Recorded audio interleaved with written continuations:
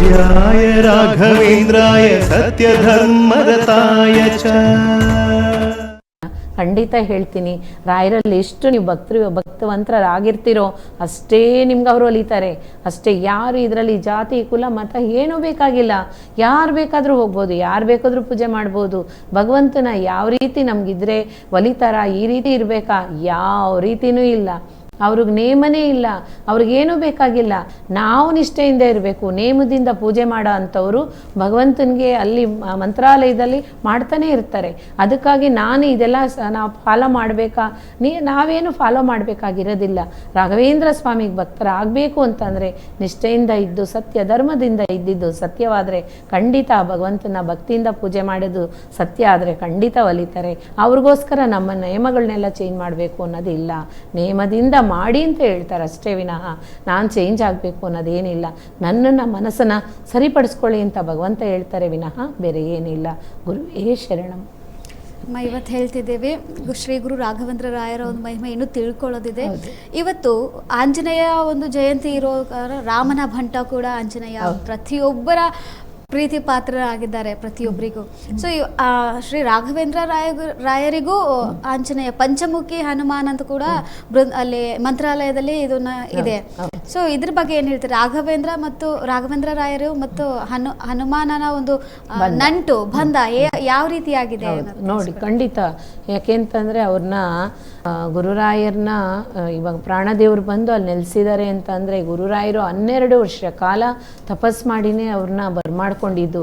ಅಷ್ಟು ನಿಷ್ಠೆಯಿಂದ ಶ್ರದ್ಧಾಕಾರದಿಂದ ತುಂಗಾಭದ್ರಾ ನದಿ ಅಪೂರ್ವವಾಗಿ ಹರಿತಿದ್ಲಂತೆ. ಏನು ಯಾವ ಕಡೆ ಬೇಕಾದ್ರೂ ಇಲ್ಲಿಂದ ಕಣ್ಣು ಎಷ್ಟು ದೂರ ಹೋಗುತ್ತೋ ಅಷ್ಟು ದೂರಕ್ಕೂ ಬರೀ ನದಿನೇ ಅಂತೆ. ಆ ಭಗವಂತ ರಾಘವೇಂದ್ರ ಸ್ವಾಮಿ ನೋಡಿ ಒಂದು ಕಾವಿ ಬಟ್ಟೆನ ಅವ್ರ ಕೈಯಲ್ಲಿರೋ ಅಂತ ಹಿಂಗೆ ಪ್ರಾರ್ಥನೆ ಮಾಡೋರಂತೆ. ಶ್ರೀರಾಮಚಂದ್ರಮೂರ್ತಿ ಅವ್ರಿಗೆ ಏನು ಬೇಕೋ ಅದು ಕೈಯಲ್ಲಿ ಕೊಡೋರಂತೆ.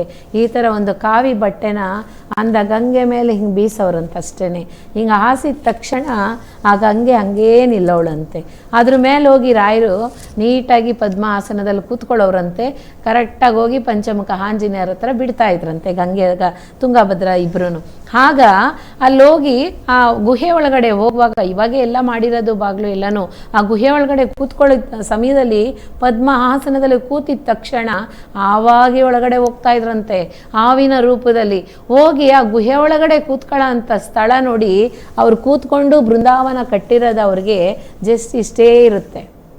ಇಷ್ಟಕ್ಕಿಂತ ಸ್ವಲ್ಪ ಒಂದು ಅರ್ಧ ಅಡಿ ಜಾಸ್ತಿ ಇರುತ್ತೆ ಅಷ್ಟೇ.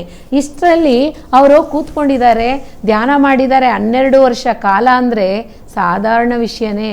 ಖಂಡಿತ ಹೇಳ್ತೀನಿ, ಇದು ಮನುಷ್ಯ ಅಲ್ಲ ನೋಡಿ. ಅದಕ್ಕೆ ಹೇಳೋದು ಅವರ ಅವತಾರ ಮಹಾಪುರುಷ. ಇವಾಗ ನಾವು ವಿಷ್ಣು ಆಗಲಿ, ಶಿವನಾಗಲಿ, ಪಾರ್ವತಾದೇವಿ ಆಗಲಿ, ಶಾರದಾದೇವಿ ಆಗಲಿ ಯಾರನ್ನಾದ್ರೂ ನಾವು ನೋಡಿದೀವ?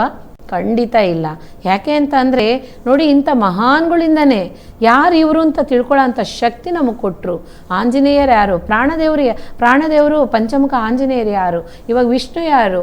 ಶಿವ ಯಾರು? ಪಾರ್ವತಿ ಯಾರು? ಶೃಂಗೇರಿ ಶಾರದಾಂಬ ಯಾರು?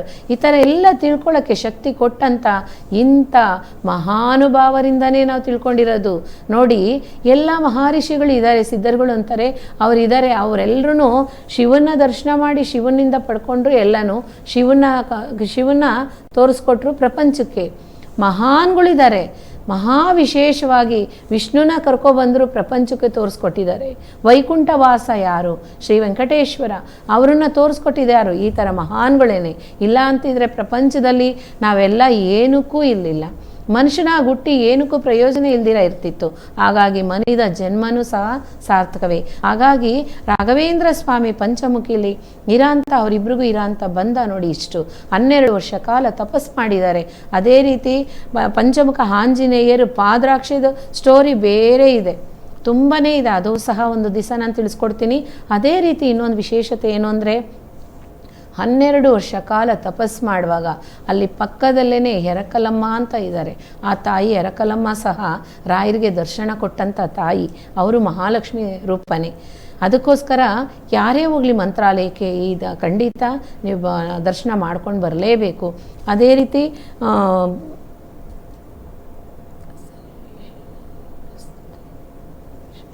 ಅದೇ ರೀತಿ ನೋಡಿ ರಾಘವೇಂದ್ರ ಸ್ವಾಮಿಗೆ ಪಂಚಮುಖದಲ್ಲಿ ದರ್ಶನ ಕೊಡುವಾಗ ತುಂಬಾ ಅವ್ರಿಗೆ ಬೇಕಾದಷ್ಟು ಏನೇನೋ ಕಷ್ಟಗಳೆಲ್ಲ ಬಂದಿದೆ.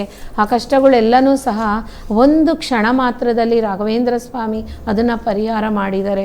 ಅಷ್ಟು ಜಾಗೃತಕರಾಗಿ ಆ ಭಗವಂತನ ನಾಮಸ್ಮರಣೆಯಲ್ಲಿ ಇದ್ರೇ ಸಾಕು, ನಮಗೆಲ್ಲನೂ ಅನುಕೂಲನೇ. ಆ ಪಂಚಮುಖಿಗೂ ರಾಘವೇಂದ್ರ ಸ್ವಾಮಿಗೂ ಇದ್ದಂಥ ಒಂದು ನಂಟು ಹೇಳಕ್ಕೆ ಸಾಧ್ಯ ಇಲ್ದಿರ ಇರೋಂಥದ್ದು.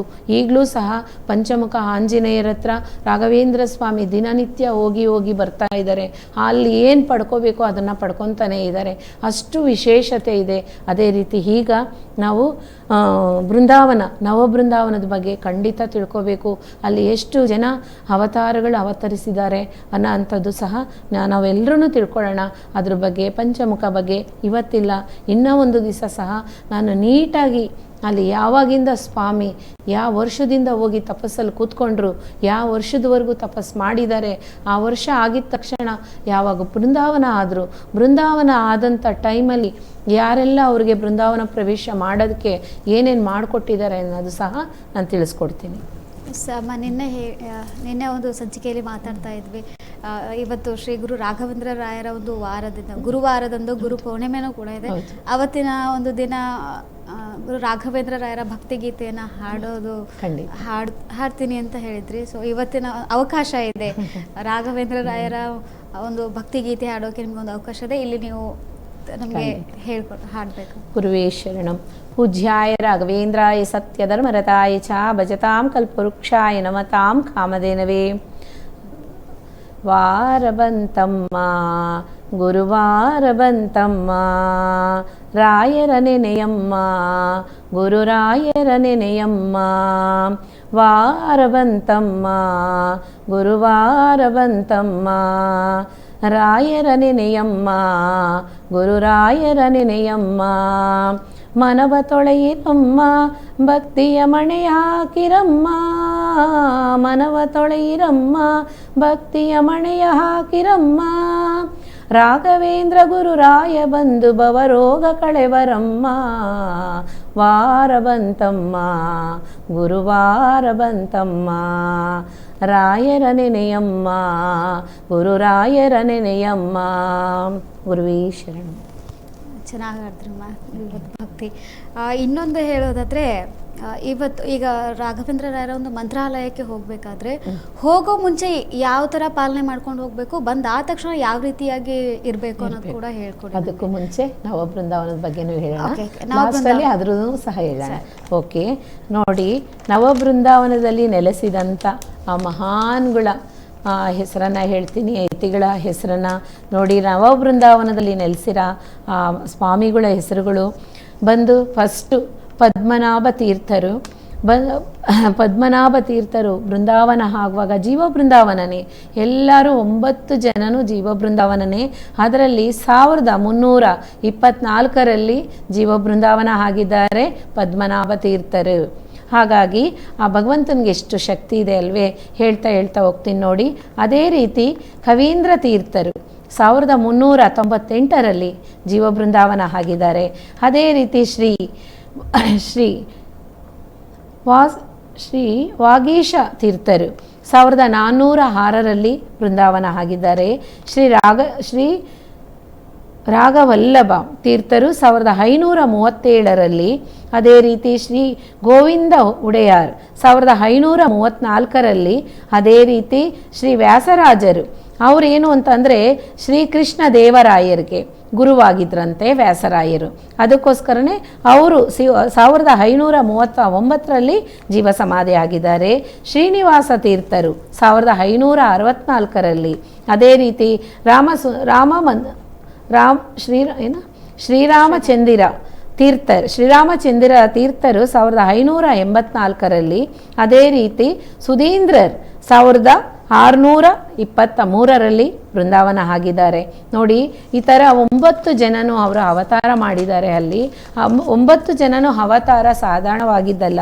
ಇದು ಯಾಕೆ ನಾನು ಬರ್ಕೊಬಂದು ಹೇಳ್ತಾ ಇದ್ದೀನಿ ಅಂತಂದರೆ, ಅಷ್ಟು ಯತಿಗಳು ಅಲ್ಲಿರೋಂಥದ್ದಕ್ಕೆ ಇವತ್ತಿನ ದಿನ ಇವತ್ತಿನ ದಿನ ಹನುಮಾರ್ ಜಯಂತಿ ನೋಡಿ. ಹನುಮಾನ್ಗೂ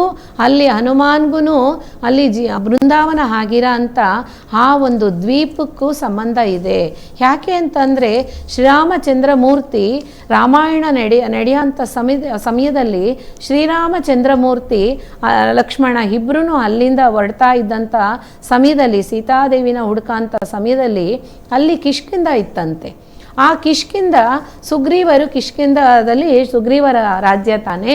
ಆಗ ಲಕ್ಷ್ಮಣನಿಗೆ ಶ್ರೀರಾಮಚಂದ್ರ ಮೂರ್ತಿ ಹೇಳಿದ್ರಂತೆ, ಇದು ಈ ಭೂಮಿನ ನೀನು ಮುಟ್ಟು ನಮಸ್ಕಾರ ಮಾಡ್ಕೋ ಅಂತ ಹೇಳಿದ್ರಂತೆ. ಯಾಕಣ್ಣ ಅಂತ ಕೇಳುವಾಗ ಸ್ವಾಮಿ ಹೇಳಿದ್ರಂತೆ, ನೋಡಿ ಅಲ್ಲಿ ತುಂಬ ವಿಶೇಷತೆ ಇದೆ. ಅಲ್ಲಿ ಒಂದು 9 ಜನ ಬಂದು ನೆಲೆ ಆಗೋದಕ್ಕಂತ ಜಾಗ ಇದೆ. ಅಲ್ಲಿ ಆ ಜಾಗನ ನೀನು ನಮಸ್ಕಾರ ಮಾಡ್ಕೊ ಅಂದ್ರಂತೆ. ಅವಾಗ ಲಕ್ಷ್ಮಣ ನಮಸ್ಕಾರ ಮಾಡ್ಕೊಂಡ್ರಂತೆ. ಮಾಡ್ಕೊಂಡಿದ್ದ ತಕ್ಷಣ ಸುಗ್ರೀವನ ಜಾಗ ಅದು ಕಿಷ್ಕಿಂಧ. ನೋಡಿ ರಾಮಾಯಣದಲ್ಲೇ ಕಿಷ್ಕಿಂಧಾಗೆ ಜಾಗ ಎಲ್ಲಿ? ಈ ನಮ್ಮ ಮಹಾಭಾರತ ಅನ್ನೋದಕ್ಕಿಂತ ಕರ್ನಾಟಕದಲ್ಲಿ ಇದೆಲ್ಲ ನಡೀತಾ ಇದೆ ಅಂತ ಅಂದಮೇಲೆ ಎಷ್ಟು ವಿಶೇಷತೆ ಇದೆ ಅಲ್ವರ. ಹಾಗಾಗಿ ಇದು ಮಾತ್ರ ಅಲ್ಲ, ಅಲ್ಲಿ ನೆಲೆಕೊಂಡಿರೋ ಅಂಥ 3 ಇದ್ದಾರೆ ನೋಡಿ. ಶ್ರೀರಂಗ, ಆಂಜನೇಯ, ಅದೇ ರೀತಿ ಶ್ರೀರಂಗ, ಆಂಜನೇಯ, ವಿಜಯ, 3 ಜನನೂ ಅಲ್ಲಿ ನೆಲೆಕೊಂಡಿದ್ದಾರೆ. ಇಲ್ಲಿ ಅದು ಯಾಕೆ ಅಂತ ಅಂದರೆ ಅವರು 3ರಿಂದನೂ ಸರಿ ಕೃಷ್ಣ ಪರಮಾತ್ಮ, ಅವರು ಶ್ರೀರಂಗ ಅಂದ್ರೇ ಕೃಷ್ಣ ಪರಮಾತ್ಮನೇ, ಅವರಲ್ಲಿ ಆಲ್ರೆಡಿ ಅಲ್ಲಿದ್ದಾರೆ, ಪ್ರಾಣದೇವರು ಇದ್ದಾರೆ ಅಂದರೆ ಎಷ್ಟು ವಿಶೇಷತೆ ಅಲ್ವೇ. ಅದಕ್ಕೋಸ್ಕರ ಆ ಪಂಚಮುಖ ಆಂಜನೇಯನಿಗೂ ಸರಿ, ಮಂತ್ರಾಲಯಕ್ಕೂ ಸರಿ, ಅದೇ ರೀತಿ ನವಬೃಂದಾವನಕ್ಕೂ ಸರಿ. ಎಷ್ಟು ನೋಡಿ ಸುಗ್ರೀವರ ಅಲ್ಲಿರುವಾಗಲೇ ಅಲ್ಲಿ ಭೂಮಾದೇವಿಗೆ ಸಿಕ್ಕಿದೆ. ಆ ಭೂಮಾದೇವಿಗೆ ಶ್ರೀರಾಮಚಂದ್ರ ಪಾದ ಸ್ಪರ್ಶ ಸಹ ಆಗಿದೆ. ಆ ಜಾಗದಲ್ಲಿ ಬೃಂದಾವನ ಆಗಿದೆ ಅಂತ ಅಂದರೆ ಎಷ್ಟು ವಿಶೇಷತೆ ಇದೆ. ಖಂಡಿತ ಎಲ್ಲರೂ ಹೋಗೋಂಥವ್ರು ದರ್ಶನ ಮಾಡಿ ಭಗವಂತನ ಮುಂದಿನ ವಿಶೇಷತೆ ಮುಂದಿನ ಸಂಚಿಕೆಯಲ್ಲಿ ಸಹ ನಾನು ತಿಳಿಸ್ಕೊಡ್ತೀನಿ. ಅಮ್ಮ ಕರೆ ಮಾಡಿದ್ರು ಭಕ್ತರು, ಖಂಡಿತ ಮಾತಾಡಿ. ದೂರವಾಣಿ ಸಂಪರ್ಕ ಸ್ವಲ್ಪಬೇಕಾಗಿದೆ. ಸೊ ನೆಕ್ಸ್ಟ್ ಅವರು ಮತ್ತೆ ಮಾಡಿದ್ರೆ ಈಗಿನ ಕಾರ್ಯಕ್ರಮನ ಮುಂದುವರ್ಸ್ಕೊಂಡು ಹೋಗೋಣ. ಖಂಡಿತ. ಏನಂದರೆ ಇವಾಗ ಮಾತಾಡ್ತಿದ್ವಿ ಮಧ್ಯದಲ್ಲಿ ಮಂತ್ರಾಲಯಕ್ಕೆ ಹೋಗೋ ಮುಂಚೆ ಏನು ಮಾಡಬೇಕು, ಆದ ನಂತರ ಯಾವ ರೀತಿಯಾಗಿ ಪಾಲನೆ ಮಾಡ್ಕೊಂಡು ಹೋಗಬೇಕು ಅನ್ನೋದು ಕೂಡ ಹೇಳಿದ್ವಿ. ಇನ್ನೊಂದು ಮಂತ್ರಾಲಯಕ್ಕೆ ಹೋದ ತಕ್ಷಣ ಪಂಚಮುಖಿ ಹನುಮಾನ ಒಂದು ದರ್ಶನವನ್ನ ಮಾಡಬೇಕು, ಭಾವಚಿತ್ರವಂತ ಫೋಟೋಗಳನ್ನ ತರೋದು ತರಬೇಕಾ ತರಬಾರ್ದ ಅನ್ನೋದ್ಕೊಂಡು ಇಟ್ಕೋಬೇಕಾ ಇಟ್ಕೋಬಾರ್ದು, ಇದನ್ನ ಮುಂದುವರ್ಸ್ಕೊಂಡು ಹೋಗೋಣ. ಕರೆ ಇದೆ, ಮಾತಾಡ್ಸೋಣ. ಹಲೋ ಹಲೋ ಮ್ಯಾಮ್, ನಮಸ್ತೆ ಮ್ಯಾಮ್. ನಮಸ್ತೆ ಮ್ಯಾಮ್. ಎಲ್ಲಿಂದ ಕರೆ ಮಾಡ್ತಾ ಇರೋದು ಮ್ಯಾಮ್? ನಮ್ದು ಹೊಸಪೇಟೆ ಮ್ಯಾಮ್. ಹೊಸಪೇಟೆ. ನಿಮ್ಮ ಹೆಸರು? ಸಾವಿತ್ರಿ ಅಂತ. ಸಾವಿತ್ರಿ, ಮಾತಾಡಿ ಅಮ್ಮ. ಗುರುಮಾತಾ ಅವರು. ನಮಸ್ಕಾರಮ್ಮ, ಹೇಳಿ. ನಮಸ್ಕಾರಮ್ಮ. ನಮಸ್ತೆ ಅಮ್ಮ. ಹೇಳಿಮ್ಮ. ನಮ್ಮ ಬಗ್ಗೆ ಕೇಳೋಕಿತ್ತು ಅಮ್ಮ. ಸೌಂಡ್ ಕಮ್ಮಿ ಮಾಡ್ಕೊಳ್ಳಿ. ಟಿವಿ ಮೇಡಮ್, ನಿಮ್ಮ ಒಂದು ವಾಯ್ಸ್ ಕೇಳಿಸ್ತಾ ಇಲ್ಲ. ಸರಿಯಾದ ಪ್ಲೇಸ್ ಅಲ್ಲಿ ನಿಂತ್ಕೊಂಡು ಮಾತಾಡಿ. ಹಾ, ಇವಾಗ ಕೇಳಿಸ್ತಾ ಇದೆ ಅಲ್ವಾ? ಮಾತಾಡಿ ಇವಾಗ. ಹೇಳಿಮ್ಮ. ನಮಸ್ತೆ ಅಮ್ಮ.